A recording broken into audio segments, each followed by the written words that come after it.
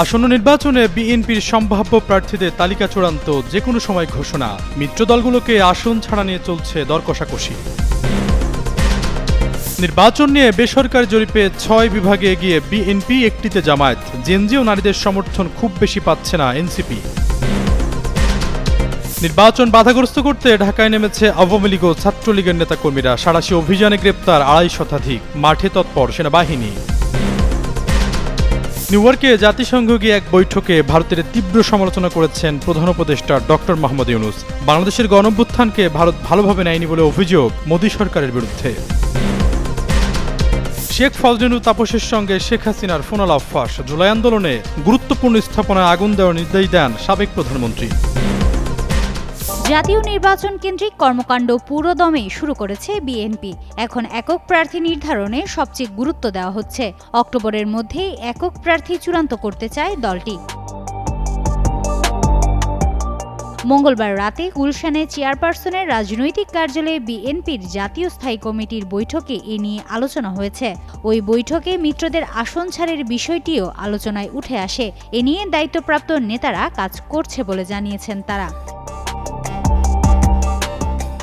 বিএনপির একটি সূত্র জানায়, মিত্র রাজনৈতিক দলগুলোকে কোন কোন আসন ছাড় দেওয়া হচ্ছে তাও অক্টোবরে মৌখিকভাবে জানানো হতে পারে। আগামী ফেব্রুয়ারির প্রথমার্ধে ত্রয়োদশ জাতীয় সংসদ নির্বাচন হতে যাচ্ছে। বিএনপি সূত্রে জানা গেছে, তফসিলের আগেই ৩০০ আসনের অন্তত ৭০% আসনে একক প্রার্থী চূড়ান্ত করার প্রস্তুতি চলছে। অধিকাংশ আসনে একক প্রার্থী চূড়ান্তের কাজ প্রায় শেষ পর্যায়ে। ইতোমধ্যে একাধিক জরিপের তথ্য দলটির হাইকমান্ডের কাছে রয়েছে। আবার সাংগঠনিক টিম দিয়েও সব আসনের সম্ভাব্য প্রার্থীদের তালিকা নিয়েছেন ভারপ্রাপ্ত চেয়ারম্যান তারেক রহমান। তালিকা নিয়ে সাংগঠনিক ও সহ সাংগঠনিক সম্পাদকদের সঙ্গে দীর্ঘ সময় ধরে ভার্চুয়ালি বৈঠকও করেছেন ভারপ্রাপ্ত চেয়ারম্যান। তবে এখনো কোনো আসনে চূড়ান্ত মনোনয়ন দেওয়া হয়নি। কিন্তু বিভিন্ন সংবাদ মাধ্যমে প্রকাশ হওয়া তালিকা নিয়ে ক্ষোভ প্রকাশ করছেন বিএনপির কেন্দ্রীয় নেতারা। এখন পর্যন্ত তো নির্বাচনে শিডিউল অ্যানাউন্স হয়নি। স্বাভাবিকভাবে নির্বাচনে বিএনপি কি জোটবদ্ধভাবে নির্বাচন করবে না এককভাবে করবে বা কে প্রার্থী হবে, এগুলো তো আপনারা বিভিন্ন মিডিয়া মনোনয়ন দিয়ে দিচ্ছেন। এটা হচ্ছে যে বিভিন্ন ধরনের বিভ্রান্তির সৃষ্টি হচ্ছে জনগণের মধ্যে। যখন বিএনপি নমিনেশন দিবে তখন তো দেখবেনই যে কারা নমিনেটেড হয়েছে, তারপর জোটবদ্ধ হলে কাদের সাথে জোট হয়েছে সেটাও তো দেখবেন। ধারণা করা হচ্ছে, একাধিক জরিপ ও সংগঠনটি টিমের মাধ্যমে পাওয়া তালিকা সমন্বয় করে একক প্রার্থী চূড়ান্ত করতে হতে পারে। স্থায়ী কমিটির বৈঠকে ভার্চুয়ালি সভাপতিত্ব করবেন বিএনপির ভারপ্রাপ্ত চেয়ারম্যান তারেক রহমান। নেতারা জানান, ৩০০ সংসদীয় আসনের মধ্যে ১৫০ আসনের প্রার্থিতা নিয়ে তেমন ভাবছে না দলটি। হাইকমান্ড মনে করছেন, এসব আসনে দলীয় প্রার্থিতা নিয়ে তেমন সমস্যা বা জটিলতা নেই। এই আসনগুলোর প্রার্থীরা মোটামুটি নির্ধারিত। বাকি আসনের প্রার্থী চূড়ান্ত করা নিয়ে বেশ তৎপর বিএনপি।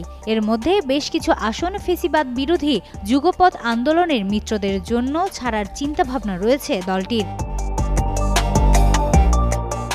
এ প্রসঙ্গে নাম প্রকাশে অনিচ্ছুক বিএনপির স্থায়ী কমিটির একজন নেতা যুগান্তরকে বলেন, ঠিক কয়টি আসন মিত্রদের ছাড় দেওয়া হবে তা এখনও সিদ্ধান্ত হয়নি। এ নিয়ে বৈঠকে প্রাথমিক আলোচনা হয়েছে। তবে গঠনতন্ত্র অনুযায়ী সব প্রক্রিয়া শেষ করে দলের একক প্রার্থী ঘোষণা করা হবে। আর মিত্রদের আসন ছাড় দেওয়ার বিষয়ে চূড়ান্ত কোনো সিদ্ধান্ত নেওয়ার আগে মিত্র দলগুলোর সঙ্গে বিএনপির ভারপ্রাপ্ত চেয়ারম্যানের বৈঠক করার কথা রয়েছে।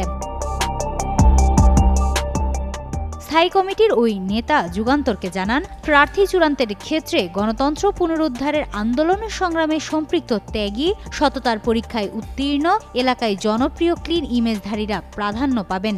এই বিবেচনায় মনোনয়নে এবার চমক আসতে পারে। সেক্ষেত্রে অপেক্ষাকৃত তরুণ প্রার্থীদের প্রাধান্য দেওয়া হতে পারে। হিমাতুল জান্নাত, যুগান্তর নিউজ। আগামী জাতীয় সংসদ নির্বাচনে ভোটাররা কাকে ভোট দেবেন এমন প্রশ্নে দেশের ৮টি বিভাগের মধ্যে ৬টি বিভাগের উত্তরদাতারা বিএনপিকে এগিয়ে রেখেছেন। জামায়াত এগিয়ে রয়েছে রংপুর বিভাগে, আর বরিশাল বিভাগে এগিয়ে রয়েছে কার্যক্রম নিষিদ্ধ থাকা দল আওয়ামী লীগ। বুধবার রাজধানীর জাতীয় আর্কাইভস মিলনায়তনে জনগণের নির্বাচন ভাবনার শীর্ষক জরিপের দ্বিতীয় দফার দ্বিতীয় পর্বের ফলাফল প্রকাশ অনুষ্ঠানে এসব তথ্য জানানো হয়েছে। জরিপটি পরিচালনা করছে পরামর্শক প্রতিষ্ঠান ইনোভেশন কনসাল্টিং। সহযোগিতা করেছে নাগরিক প্ল্যাটফর্ম ভয়েস ফর রিফর্ম ও Bangladesh research and analysis and information network BRAIN। জরিপের ফলাফল তুলে ধরেন ইনোভেশন কনসাল্টিংয়ের ব্যবস্থাপনা পরিচালক রুবায়েদ সারওয়ার। জরিপে অংশ নেওয়া 10,413 জনের মধ্যে 4,721 জন ভোটে নিজেদের পছন্দের দলের কথা জানিয়েছেন।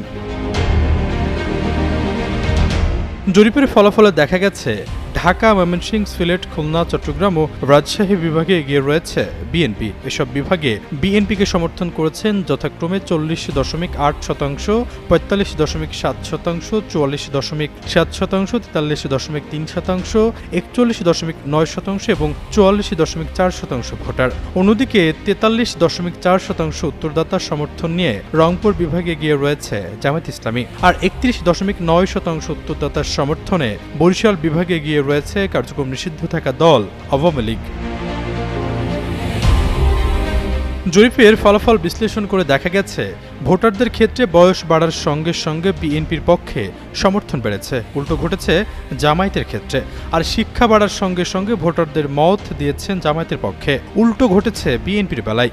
জেনজি ও নারীদের মধ্যে জামায়াতের সমর্থন বেশি। জরিপের ফলাফলে বলা হয়েছে 39.1% উত্তরদাতা মনে করেন আগামী সরকার গঠনের জন্য সবচেয়ে যোগ্য দল বিএনপি। জামায়াতকে যোগ্য মনে করেন 28.1% উত্তরদাতা। 17.7% উত্তরদাতা যোগ্য বলে মনে করেন আওয়ামী লীগকে, আর এনসিপিকে যোগ্য বলে মনে করেন 4.9% উত্তরদাতা। আশরাফুল ইসলাম, যুগান্তর নিউজ। জাতীয় সংসদ নির্বাচন ঘিরে অস্থিতিশীল পরিবেশ তৈরিতে তৎপর কার্যক্রম নিষিদ্ধ দল আওয়ামী লীগ ও নিষিদ্ধ ছাত্রলীগের নেতাকর্মীরা। তারা ঝটিকা মিছিল ও ককটেল বিস্ফোরণের মাধ্যমে অস্থিতিশীল পরিবেশ তৈরির চেষ্টা করছে, এমনটাই জানায় ঢাকা মেট্রোপলিটন পুলিশ ডিএমপি। গত 2 দিনের রাজধানীর বিভিন্ন এলাকা থেকে গ্রেপ্তার করা হয় 2.5 শতাধিক নেতাকর্মীকে। ডিএমপির তথ্য অনুযায়ী গ্রেপ্তারদের কাছ থেকে 14টি ককটেল ও 7টি ব্যানার উদ্ধার করা হয়েছে। রাজধানীর পান্থপথ, গুলিস্তান, সংসদ ভবন এলাকায় মিছিলের ভিডিও প্রকাশ করা হয় আওয়ামী লীগের ফেসবুক পেজেও। ডিএমপির অতিরিক্ত কমিশনার SN নজরুল ইসলাম বলেন, জাতীয় সংসদ নির্বাচনকে ঘিরে তারা আইনশৃঙ্খলা নষ্টের চেষ্টা করছে। বুধবারই আমরা 244 জনকে গ্রেপ্তার করেছি। তাদের কাছ থেকে ককটেল ও ব্যানার উদ্ধার করা হয়েছে।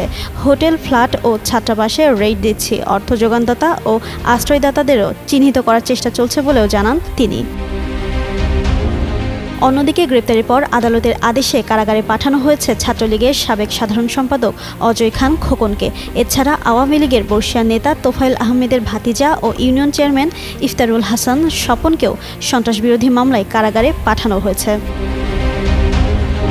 নির্বাচনের আগে রাজধানীর আইনশৃঙ্খলাও স্বাভাবিক রাখতে কঠোর নজরদারি চালাচ্ছে পুলিশ। তবে রাজনৈতিক অঙ্গনে উত্তেজনা এখনও কাটেনি। জিনাত আরা ঋতু, যুগান্তর নিউজ। 5 রাজনৈতিক নেতার সঙ্গে নিয়ে রোববার অন্তর্বর্তী সরকারের প্রধান উপদেষ্টা অধ্যাপক মোহাম্মদ ইউনূস জাতিসংঘের সাধারণ পরিষদের 80তম অধিবেশনে যোগ দিতে যুক্তরাষ্ট্রের উদ্দেশ্যে ঢাকা ত্যাগ করেন। জাতিসংঘ সাধারণ পরিষদের অধিবেশনের ফাঁকে এক বৈঠকে ভারতের তীব্র সমালোচনা করেছেন প্রধান উপদেষ্টা ডক্টর মোহাম্মদ ইউনূস। তিনি বলেন, গত বছর গণবিপ্লবকে ভারত ভালোভাবে নেয়নি। এ কারণেই ভারতের সঙ্গে বাংলাদেশের সম্পর্ক খারাপ হয়েছে। এছাড়াও আঞ্চলিক জোট সার্ককে পুনরুজ্জীবিত করার ব্যাপারেও জোর দিয়েছেন তিনি। বৃহস্পতিবার ভারতীয় সংবাদ মাধ্যম এনডিটিভি এক প্রতিবেদনে জানায়, যুক্তরাষ্ট্রের দক্ষিণ ও মধ্য এশিয়া বিষয়ক বিশেষ দূত সার্জিও গোরের সঙ্গে বৈঠকে ভারত সম্পর্কে বিভিন্ন কথা বলেন প্রধান উপদেষ্টা। সার্জিও গোরকে 1 মাস আগে ভারতের নতুন রাষ্ট্রদূত হিসেবে নিযুক্ত করেছেন মার্কিন প্রেসিডেন্ট ডোনাল্ড ট্রাম্প। মার্কিন এই উচ্চপদস্থ কর্মকর্তাকে ভারত নিয়ে প্রধান উপদেষ্টা বলেন, ভারত থেকে অনেক ভুয়া খবর আসছে। তারা প্রোপাগান্ডা ছড়িয়েছে গত বছরের গণবিপ্লব ছিল একটি ইসলামী আন্দোলনের।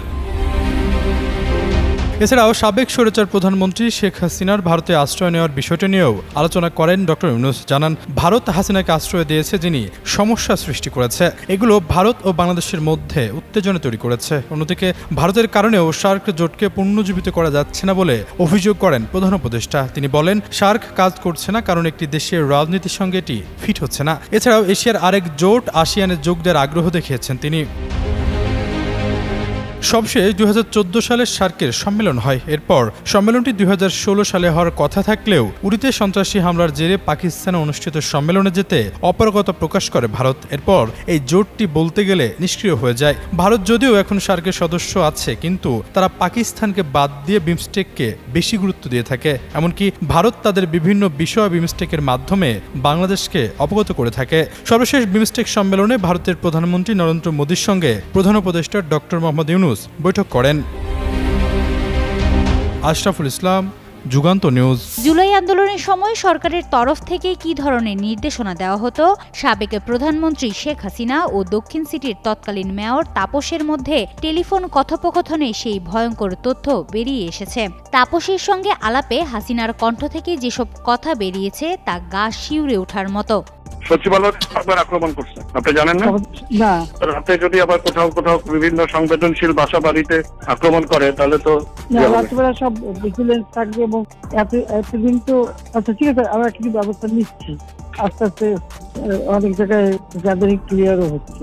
মনে হচ্ছে না ইয়ে করবে ওরা রাতে, মনে হয় ওদের আরো অনেক কিছু পরিকল্পনা আছে মনে হচ্ছে। স্বরাষ্ট্রমন্ত্রী তো আমাকে তাই বললো, আভাস দিল, এবং আপনাকে মনে বলছে কিছু, মানে সেনাবাহিনী দিবেন বাবা একটু চিন্তা করে কথা বলি। ওইটাই তাদের আকাঙ্ক্ষা। বুঝতেছি, আমি টেকনিক্যালিটি বুঝতেছি, কিন্তু ওরা মনে হয় ওই পথে নেওয়ার জন্য ইয়ে করছে। দরকার নাই, ওটা দরকার নাই। আমি সেনাবাহিনীর সাথে কথা বলছি, ওরা রেডি থাকে। এখন তো আমরা অন্য ইয়ে করতেছি। শুক্রবার ট্রাইব্যুনালে প্রদর্শিত অডিও ও ফরেনসিক সাক্ষ্যের ভিত্তিতে প্রসিকিউশনের দাবি, সে সময়ের সাবেক প্রধানমন্ত্রী শেখ হাসিনা ঢাকা দক্ষিণ সিটির তৎকালীন মেয়র শেখ ফজলে নূর তাপসকে ফোন করে রাষ্ট্রীয় গুরুত্বপূর্ণ স্থাপনায় অগ্নিসংযোগের নির্দেশনা দিয়েছিলেন। আন্দোলন দমনে লেথাল উইপেন ব্যবহার ও বোম্বিং করার কথাও উল্লেখ হয়েছে। প্রসিকিউটর মিজানুল ইসলাম এই বিষয়গুলো সাংবাদিকদের জানিয়েছেন এবং ডিজিটাল ফরেনসিক বিশেষজ্ঞ তানভীর হাসান জোহা জানিয়েছেন, তদন্তে শেখ হাসিনার প্রযোজ্য প্রায় ৬৯টি অডিও ক্লিপ ও কয়েকটি ফোন রেকর্ড জব্দ করা হয়েছে। আর ফরেনসিক বিশ্লেষণে ওই কণ্ঠের মিল পাওয়া গেছে। অডিওর কিছু অংশে তিনি সুপরিকল্পিত ষড়যন্ত্রের ইঙ্গিত দিয়েছেন। এক আলোচনাক্রমে হাসিনা বলেন, কিছু স্থানে আগুন দেওয়ার বিষয়ে তিনি যে নির্দিষ্ট নির্দেশনা দিয়েছিলেন, বাস্তবে সেসবের বাইরেও আরও জায়গায় আগুন দেওয়া হয়েছে। তার ভাষায় যা যা পোড়াতে বলেছিলেন তার বাইরে গিয়েও অতিরিক্ত কিছু পোড়ানো হয়েছে।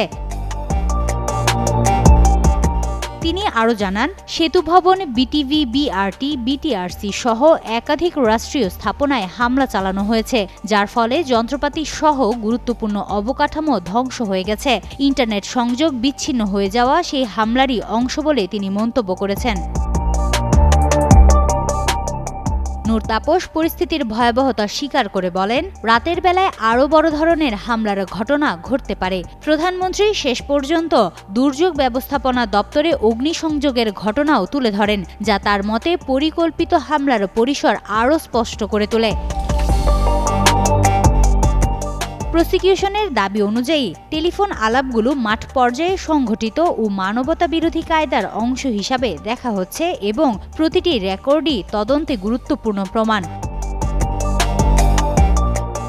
হিমাতুল জান্নাত, যুগান্তর নিউজ।